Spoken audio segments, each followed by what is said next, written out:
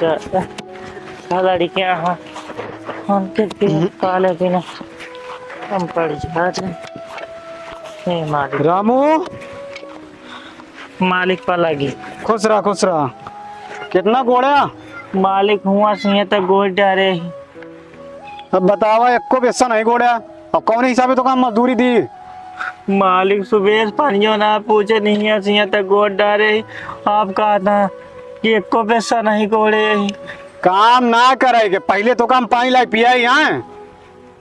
मालिक आप बताओ क्या करी फिर। एक पूरा गोड़ के पूरा करा और जाए घरे मजदूरी लिया। ओ मालिक उतने में नहीं पूरा हो 6 लड़कियां हैं मालिक कम से कम एक पसेरित कह दे। एक पसेरी ना हो जितना दिन जात उतना दिन जाए।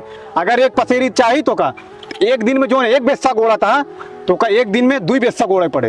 नहीं मालिक हम मर जा बिना खाए पे मालिक रहम करा मालिक चाचा लड़कियां कैसे जियाओ। बिना मेहनत करे तो का कैसे मजदूरी दे दी बतावा।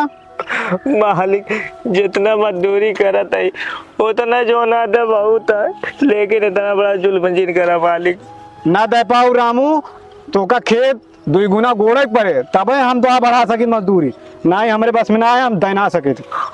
ठीक है अब एक गोड़ ला आ जा घरे मजदूरी ले लिया जाते